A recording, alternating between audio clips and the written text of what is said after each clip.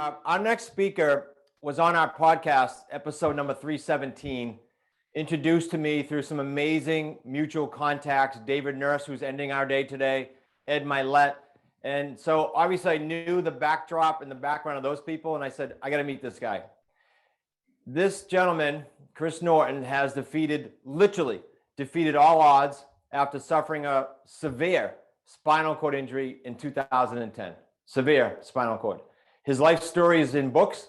His life story is in a Netflix documentary called The 7 Yards. Please watch that tonight, tomorrow morning. Watch it with your family. He's been on Good Morning America. He's been on Fox and Friends. He's been in People Magazine. He's been on the Today Show. He has conquered hill after hill. He has taken hill after hill successfully. When I say that he can show you how to overcome obstacles, and he will, today, this morning, right now, understatement. He's going to help you unlock the power in you right now. So when I say we're going to apply for the job of helping you, now he's going to unlock everything so we can clear the pathway for an amazing year. Mr. Chris Norton is going to join us right now. Guys, this is when I want you to unmute for 5 seconds and clap and scream and bring him on like you were in the room, please. He's absolutely amazing. Chris, come on in, buddy. Thank you. Yes, Thank you.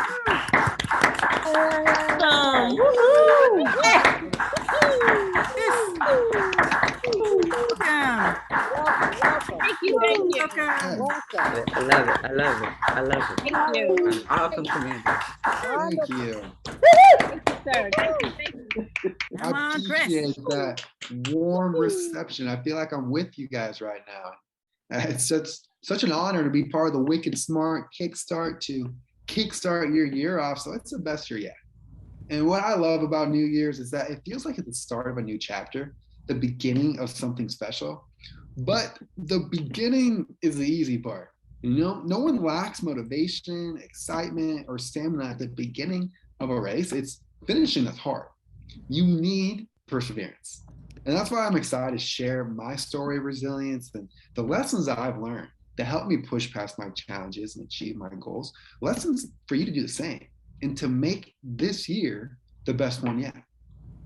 So let's jump right in my story. I'm going to take you back 11 years ago to my freshman year at Luther College in Decorah, Iowa. So here's a photo of me with my head football coach. And as you can see, I'm not smiling. That's just what you do in football photos. You try to act tough and intimidating. It's not really working out for me. But at 18 years old, I have my life all planned out. I'm going to be an All-American football player, meet the girl of my dreams, and then make enough money to own a lake house. Or better yet, the girl of my dreams family already owns a lake house. But as the old saying goes, life happens to you while you're off making other plans. On October 16, 2010, it's a beautiful fall day at Luther College. It's the 6th game of the season, the 3rd quarter, and we're mounting a comeback. So I ran out to the field for the kickoff. The kicker huddles us up, and he calls the play. Mortar kick right, which simply is a short, high-arching kick to the right side of the field. And I don't know why we didn't just call it kick right, because our kicker was so bad. Every kick was short and high-arching. But anyway, I'm pumped because I play on the right side of the field. This is my opportunity as a freshman to make an impact. So I line up, the ball is kicked. I sprint downfield as hard as I possibly can go. I see an opening for me. And my instincts are telling me that ball carrier, he's going to try running through that gap, but I'm going to stop him. I'm going to drive my shoulders so hard through his legs, he's going to drop the ball. And I go for it. I collide with him at full speed, full force, but I mistime my tackle by a split second. Instead of getting my head in front of the ball carrier, my head collided right with his legs. And in an instant, I lose all feeling and movement from my neck down. I'm just lying there motionless, listening to the players crash into each other above me. The whistle blows, the pile clears off, but I can't get up. No matter how hard I try to push off the ground, nothing is working. It feels like someone just flipped the power off to my body. What I didn't know at the time was that I just suffered a severe spinal cord injury, and my life is about to drastically change. Over the course of our lives, one way or another, we all get hit and knocked out. But what's most important is after that fall is finding the power to stand back up. And I'm not merely talking about the physical act of standing, because it's so much more than that. It's standing up in the face of adversity. It's a power within you that refuses to give up. I know in my heart, if I could learn to push past my challenges, achieve my goals, and find my own power to stand, then this year you will too. And since the day I became paralyzed, I've learned many valuable lessons about how you can persevere through adversity. And the three that I want to share with you this morning have not only taught me how to cope and stay hopeful through my darkest hours, they've also helped me find the strength to get me to where I am today. But before I share those lessons, let's get back to the field. I'm lying there face down motionless. I'm immediately rushed out of the stadium and I'm flown to Mayo Clinic in Rochester, Minnesota, where they put me through a series of checks and scans. And one of the things that they had to do before surgery was take an x-ray. You don't have to be a radiologist to see the break in my neck, and I'll show you that x-ray photo. That is a C3, C4 fracture, a grade 4 dislocation, which is one of the most severe dislocations you can ever have. And shortly after, I'm put to sleep for surgery. And my first lesson I'm going to share with you today was actually thankfully introduced to me as a kid growing up. And it's what I feel gives me my resilience. When I was about 10 years old, I'm on my way home from a basketball tournament, and I'm fighting back tears in my eyes because I felt like I had the worst weekend of basketball of my life. I was missing my shots, turning the ball over, hurting my team more than I was helping them. And I knew I was capable of so much more. And to make matters worse, I had to ride home with my coach, who's also my dad. So I'll keep my head down to avoiding those angry glares from the rearview mirror. I get home, I kick my shoes off, and I go straight to the couch to distract myself and ignore my problems with TV and video games. And as I'm sitting there, I'm just thinking, if only I was taller, faster, had my own personal gym, then, ooh, you know what? I'd be a really good basketball player. Well, a couple hours of this goes by, and finally, my daddy comes and sits next to me on the couch. And he tells me something that I'll never forget. He says, Chris, if you don't like where you're at, then do something about it. If you don't like where you're at, then do something about it. It clicked. Why feel sorry for myself when I'm not willing to do anything to change? Blaming my circumstances wasn't helping. And if you want to get better results, then you have to get better. There's no shortcut. And so I got up off that couch. I went outside and I shot baskets until it was dark. And this became a huge turning point. There goes my life. A huge turning point in my life for how I would start to respond to my failure and adversity. And essentially, my dad taught me the importance of being radically responsible for your life. And not some responsibility, but complete radical responsibility for all outcomes. The good and the bad, the failures and successes, the healthy and unhealthy relationships, because the more responsibility you accept, the better you'll respond to adversity. And the quickest way to become more adept at being responsible for your life is to practice cutting out blame, the need to complain, and all excuses. These behaviors keep you emotionally stuck. They prevent you from doing all that you can do. Blame stunts growth. You know you're practicing radical responsibility when you realize that the only thing you truly have control over in life is how you respond.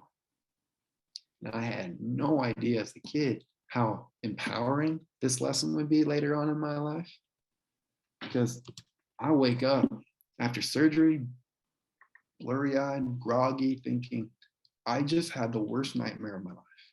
And that is until my surgeon comes in and confirms my nightmare is now my new reality.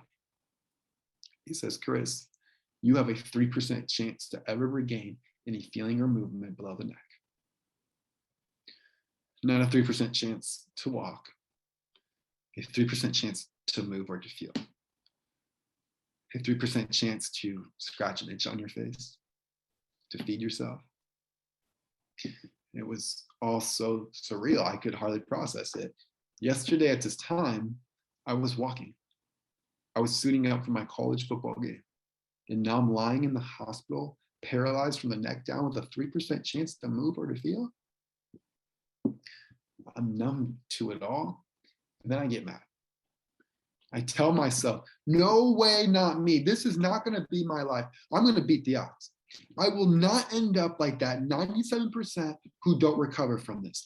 I will do whatever it takes to be a member of that 3%. And so I take on this radical responsibility for my future by focusing on what I can control, my attitude and effort. So that first day, I do the only thing I can do. Nod my head, yes and no. I nod in my head, yes and no for hours. I looked like a giant bobblehead just bouncing my head all around. And eventually, I shrug my left shoulder, beating the 3% odds. But regardless of the fact that I can shrug my left shoulder, I'm still a prisoner trapped in my own body. Every single time I tried to move and I couldn't, would just send me in a panic attack. And then trying to go to bed at night was the absolute worst. That's when all my fears and doubts would just come pouring out. I'd ask myself questions like, will I ever go back to school? Will a girl ever want to be with me? Will I ever be a dad, have a family? Will I ever be happy like this? And most nights I cry myself to sleep and I can't even wipe away the tears from my eyes. But as helpless as I felt, I knew I had to keep going because where I go in life, it's up to me and how I respond. You see, you'll never get rid of all your negative thoughts and feelings, but you can change your response to them. And over the next few weeks, I worked my way from 1 hour to 3 hours of therapy a day. And I realized 3 hours is not enough. I need a 4th hour. So I asked the hospital for a 4th hour. They said no. And I asked, well, why not? And they say, well, we've never been allowed to give 4 hours. Eventually, I got that 4th hour. A couple more days go by and I realized 4 hours is not enough. I need a 5th. So I asked the hospital for a 5th hour. They say no again. This time, they meant it. I actually never got it. But instead, I had my physical and occupational therapist write up workouts that I can do on my own outside of my scheduled therapy time. And then if I had a therapist that wasn't pushing me hard enough, I would request to work with someone who would give me that push. And my new motto became, if I'm not sleeping, I'm working. And no matter how big your goal is this year or how much adversity you're up against, you are responsible for the process. What you do next, how much time and energy you give. And the more you focus on the process, the less you worry about the future. And here's the truth. Your future will take care of itself when you take care of today. Your future will take care of itself when you take care of today. And by taking care of one day at a time, I started to see results, not just with my physical recovery, but also my mental health. I started to curl my arms to my shoulders, drive my power wheelchair, feed myself, which was a huge deal. I started to feel happier. I felt empowered. But this first lesson of being radically responsible kept me going when I didn't always feel like going. And if you don't accept radical responsibility for your future, then it's going to be difficult to be resilient when times are tough, to find the motivation to work hard, to achieve all your goals and dreams. You'll be tempted to sit back and relax as if life is some big Uber ride, just hoping you make it to where you want to go. And if you don't get there, you might want to blame it on someone or something. However, if you truly take on this idea of radical responsibility for your success, your happiness, then effort and hope will start to come naturally. You'll stop making excuses. And when you do experience a detour or setback, you will find the resilience to work through it because you know it's up to you. You also have the courage to ask for help when you need it. But when life doesn't go your way, don't get bitter, get better. And if you want the resilience to achieve your goals and get through the adversity, then remember this first lesson and make the choice to be radically responsible. All right, my second lesson has everything to do with making a difference. Understanding that what you do, what you say, it matters. I had 4 words completely change my life. And these 4 words were given to me on my 4th night in the ICU. You see, it's not just a worry that keeps me up late at night, but every 2 hours, a nurse comes in to check my vitals. And their routine with me is all very clinical, and they check it and they leave. But on this night, this woman does something different. She comes over to my bedside. She gets down on one knee and she says, "Chris, look me in the eyes." And she's kind of mean about it. So I lock eyes with her. She's a short, slender woman, probably in her 60s. She's got glasses and she has a voice that sounded like she came straight out of a Western movie. She says, "My name is Georgia. I'm from Wyoming. Do you know anyone from Wyoming?" I say, "No." And I'm thinking, where is this going? She continues. She says, "Well, people from Wyoming don't tell lies. And I want you to know, you will beat this. You will beat this." I instantly start crying. I needed to hear those words so badly. Well, up to this point, I was questioning whether all the time and effort I was putting into my recovery would it ever pay off. But in this moment, because of Georgia's 4 words, it feels like my faith is restored. And the thing about Georgia was she went above and beyond her job responsibility, and that's where the impact was made. And I just think if we can all do just a little bit more than was expected of us this year, that's when we're going to make the biggest difference. And it's because of Georgia and those 4 words I discovered how much impact we all can make. Well, fast forward 5 weeks from that moment, I'm still in the hospital, getting some strength back in my arms, but I still can't move anything in my legs. And that's all I want. I want to be able to walk again. Well, I wake up to a brand new sensation in my left big toe. It feels like I'm really close to being able to wiggle it or break through this invisible wall that was holding my legs back. But I cannot wait to tell this news then to my doctor later that day during an examination. So my doctor comes in. I'm telling him about this new sensation. And I could tell right away from his body language that he didn't really care. So I asked him, "Well, can you take my shoe and sock off and examine this left big toe? Like, I know something special is happening." He refuses. He says, "Chris, you're experiencing a phantom feeling." And it happens a lot with people with spinal cord injuries where you want to believe that you can feel or move something so badly, you tricked yourself into thinking it's real, but it's not. It's just this phantom feeling that people get. Well, I knew it wasn't this phantom feeling. It was real. And then the last thing he tells me, "Hey, Chris, you're never going to move anything in your legs ever again."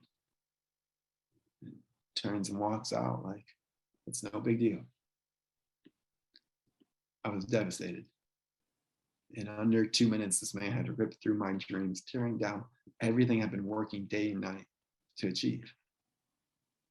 But somehow, in the midst of that despair, I hear George's 4 words: "You will beat this."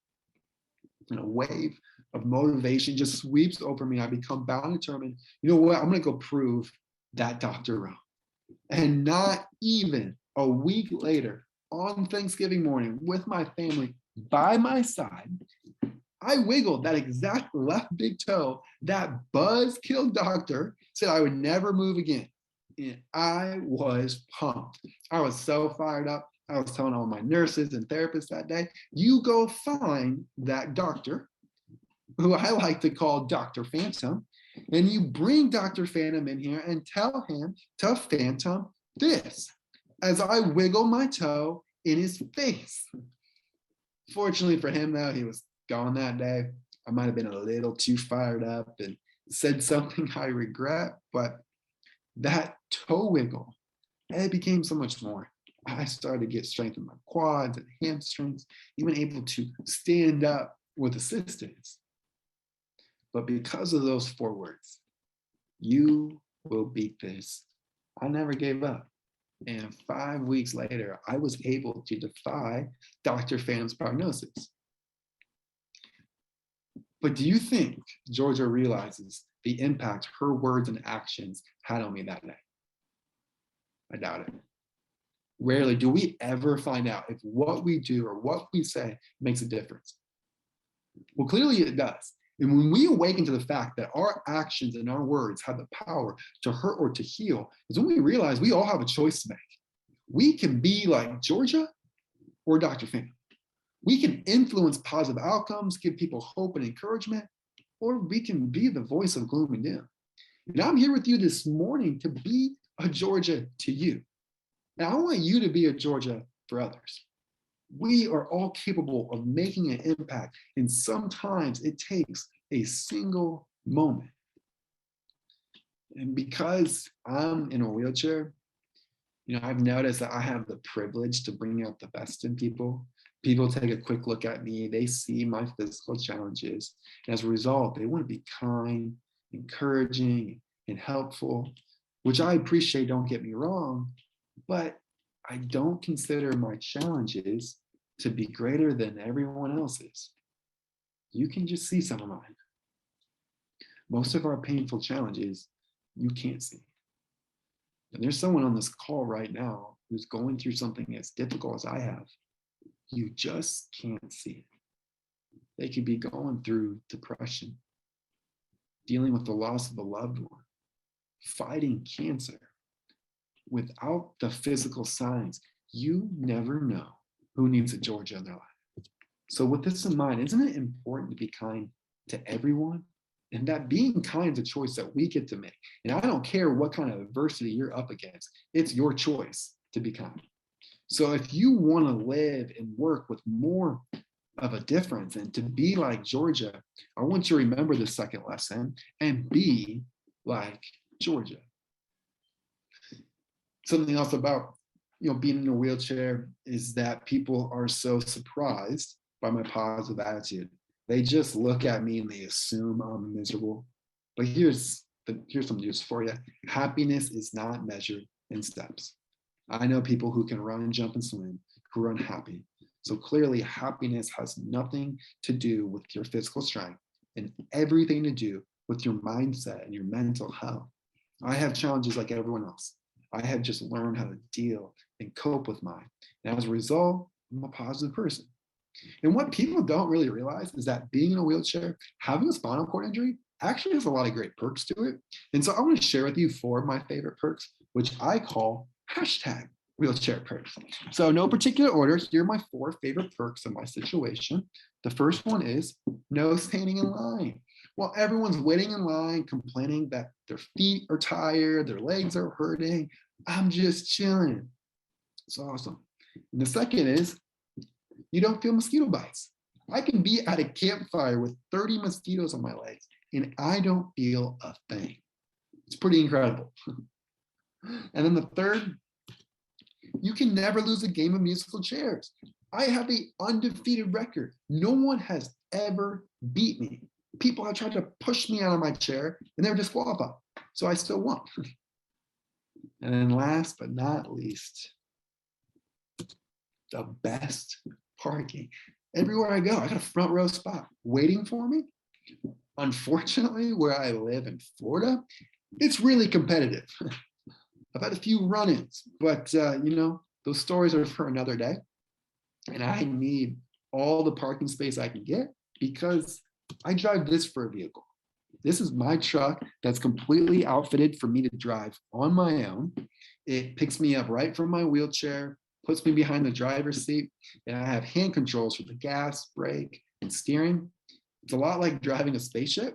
So if you ever see a big white truck in South Florida, watch out.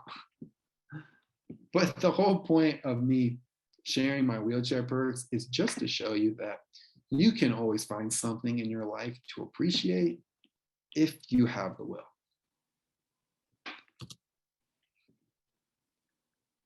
Nine months later, I returned to campus. I had some unfinished business. I want to get my degree. Thankfully, my older sister, Alex, actually relocated and lived in an apartment just off campus to help with this huge transition. So she was a huge support to me. And then I also lived on campus with my college football buddies. And these guys were all my caregivers. They would even sleep with me at night because I had no way to adjust my arms, legs, or blankets if my body had these involuntary muscle spasms. But it took a whole team in order for me to be successful at school. And it was during my first year of my injury that I set the goal that I want to walk across the stage of my college graduation. No idea how I was going to do it, but that was going to be the goal. And to give you an idea of how big of a goal this was and how far I had to go, I'm going to play for you a short little therapy video that was taken right at the time I set this goal.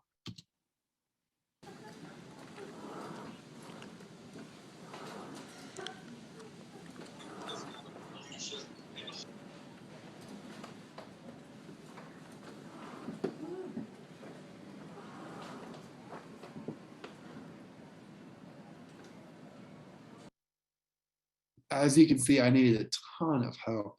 I had two therapists. I was suspended overhead with a harness system. I had leg braces on, but that did not stop me from boldly telling people I will walk across the stage. Well, thankfully, 3 years after my injury and a year and a half away from graduation, I would meet this wonderful woman by the name of Emily. And Emily and I met online first, and then we started meeting up in person, and pretty quickly we started dating, and I fell in love fast. And what was really special about Emily is that she took on my goal and dream to walk across the stage as her own. In fact, she became my toughest trainer. I'm not even exaggerating. She was always pushing me to take one more step, do one more walk. And actually, eventually, she walked with me better than any of my therapists I've ever worked with. I knew Emily had to be the one who would help me walk across the stage. Well, then I had the brilliant idea to make that graduation weekend even more nerve-wracking by deciding to propose to her the day before. I was 10 times more nervous for the proposal than the walk in front of thousands of people. Thankfully, she said yes. Otherwise, that next day would have been really awkward. But hey, it worked out.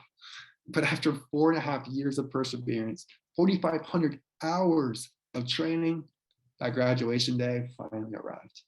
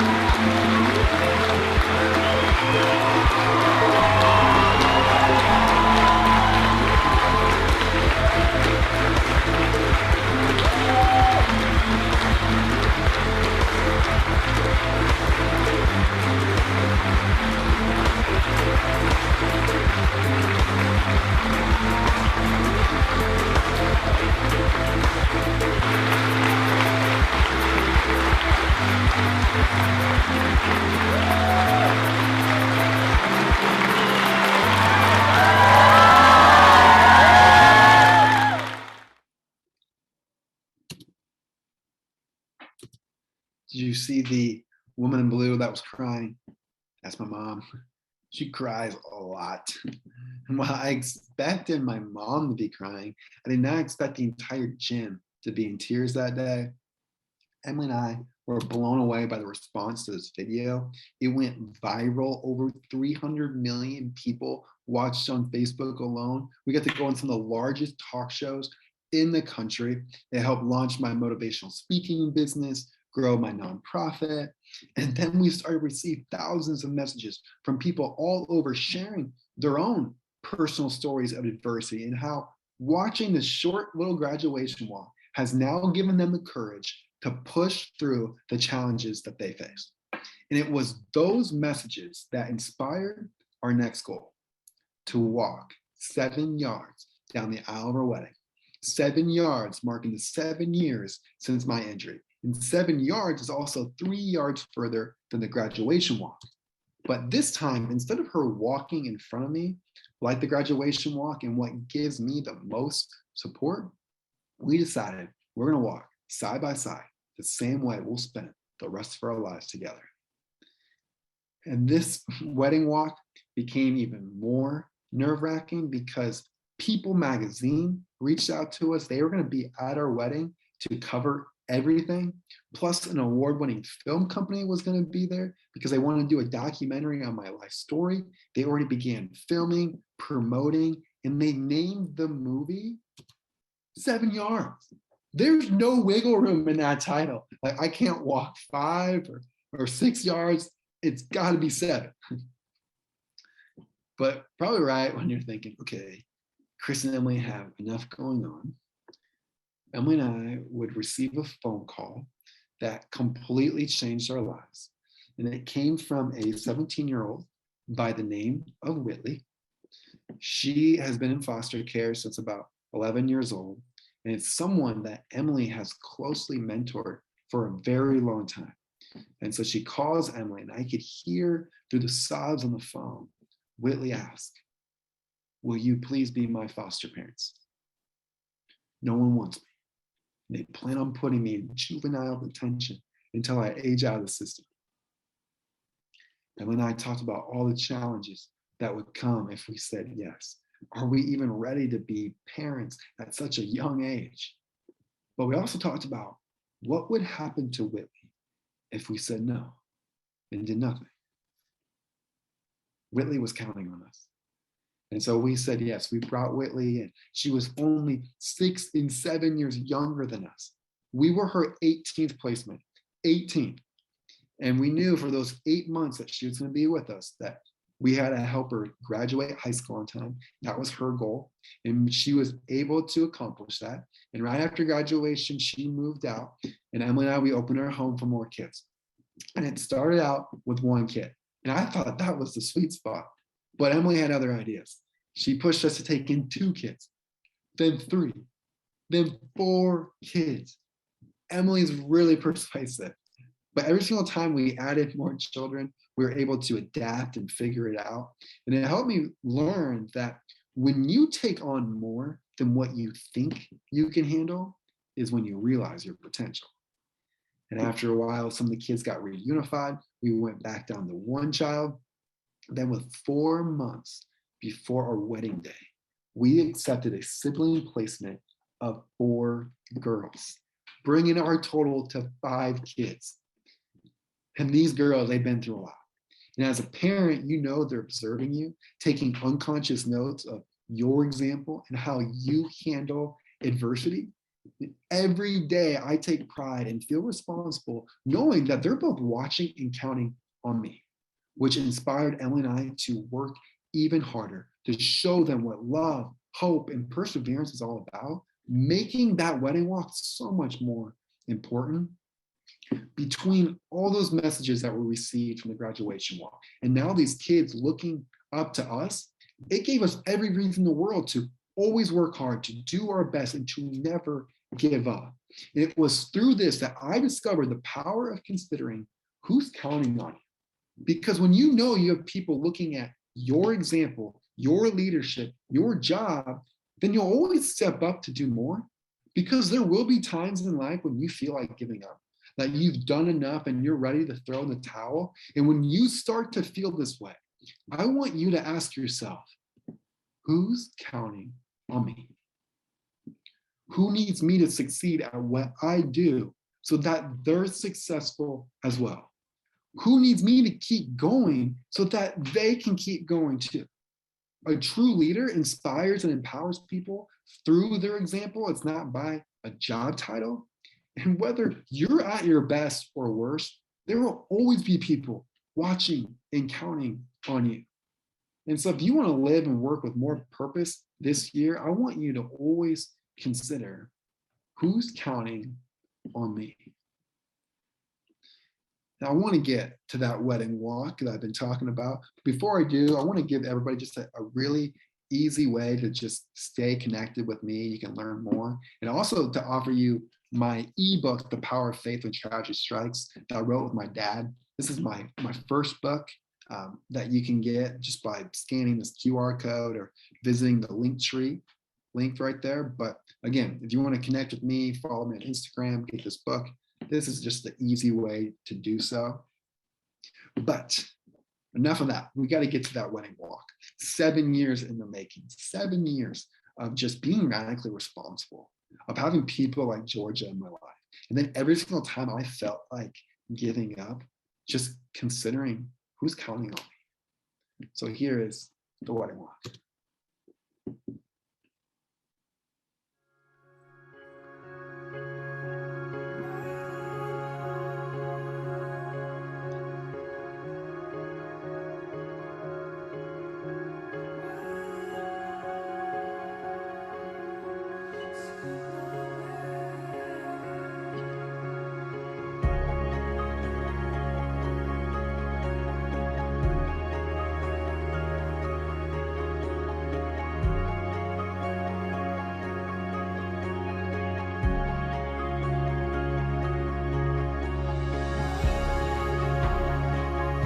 I, Chris, take you and me for my lawful wife, for my lawful wife, to have and to hold to have and to hold from this day forward, from this day forward. I, Emily, take you, Chris, for my lawful husband, for my lawful husband, to have and to hold to have and to hold from this day forward. this day forward.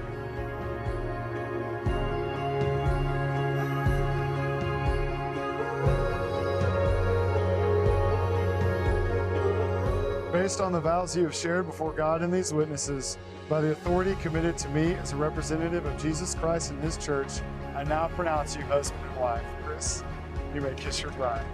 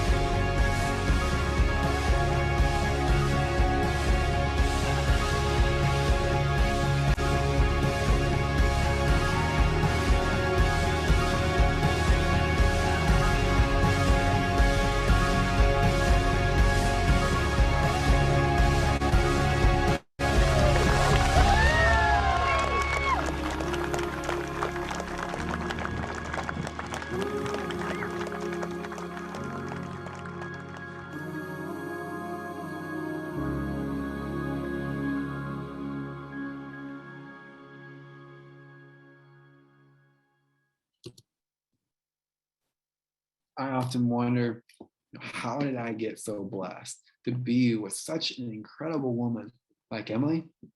And then it hit me. She's in it for the parking. Okay, all jokes aside, Emily is a wonderful mom and wife. And every day she inspires me to be a better man. I don't walk the graduation stage. I don't go 7 yards down the aisle. And I certainly don't foster as many children without her. She literally and figuratively pushed me every step of the way. And I have been so fortunate with my support system. I've had family, friends, people like Emily in the community rally around me to help me be successful. But I have also had the resources to be successful. Because I was an NCAA athlete injured in an NCAA sporting event, their special risk insurance kicked in to cover all my medical expenses, my physical and occupational therapy, medical devices. Well, it became painfully apparent after my injury that my situation was the exception and not the rule. There are thousands of people with disabilities who don't have access to quality therapy equipment or facilities.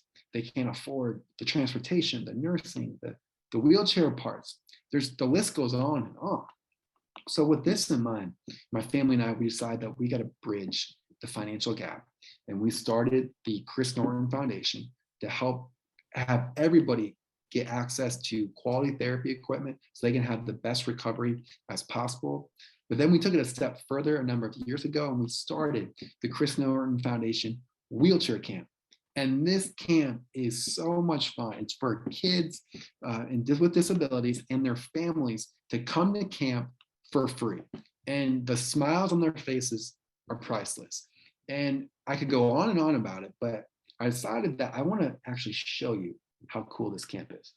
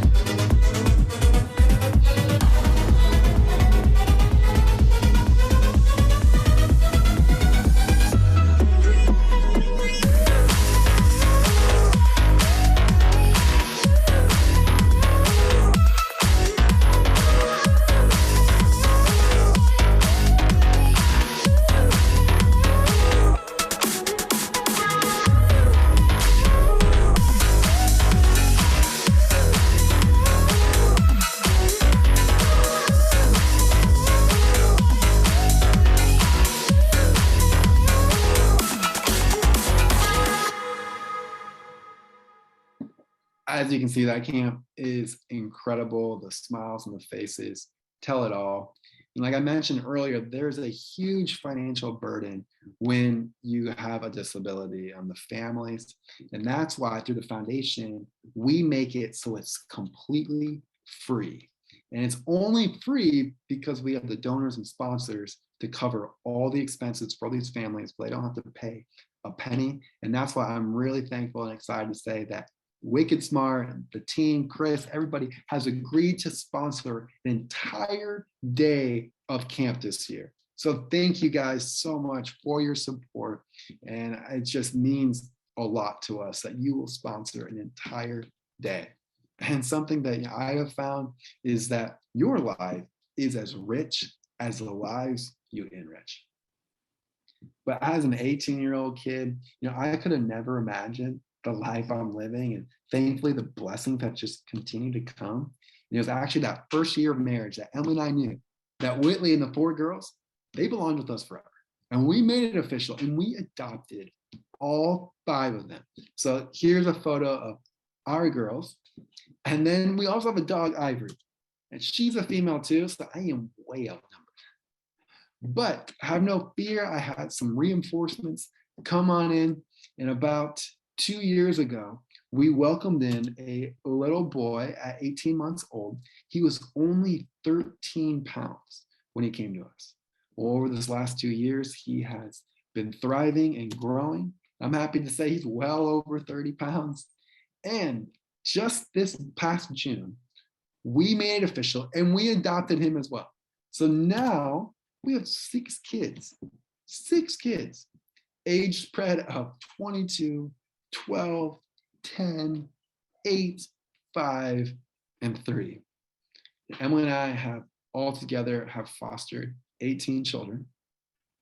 Something that Emily and I have learned through the years is that when we hear people say they can't, what they really mean is they won't.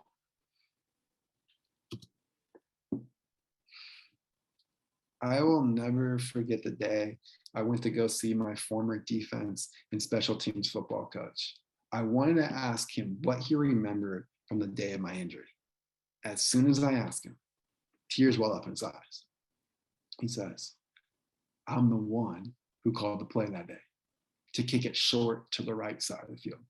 And if I had only done a normal kick or a kick to the left side of the field, none of this would have happened to you.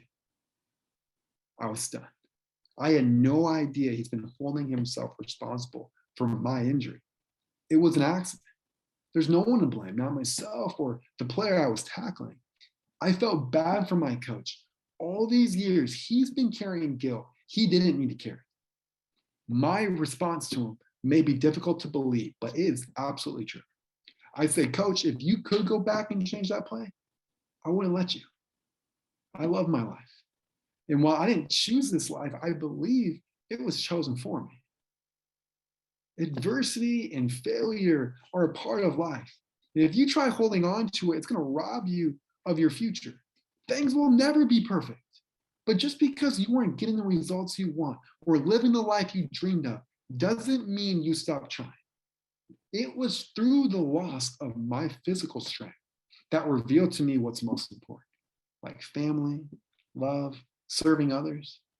I discovered I don't need to walk in order to live a good life. But that doesn't mean I don't feel frustrated at times. Now, I've always dreamed about being a dad. I picture one day I'd be playing catch with my kids, tossing them around the pool or scooping them up off the ground and holding them tightly. And as you can see, I'm unable to do any of those things. At times, that fact is really hard. But don't feel sorry for me. I can pull myself out of that pain by applying the lessons I shared with you into action. And not just every once in a while, but every single day. These actions highlight what I can do instead of putting my power and my focus on the things that I can't. And I discovered that my inner peace and perspective is way more important than any physical strength. And so today, I want to challenge you to stand up to the obstacles that you're facing, to apply the lessons I share with you. Be radically responsible. Focus on your response. Give up blaming. And then be like Georgia. Give people hope and encouragement. You just never know what someone else is going through.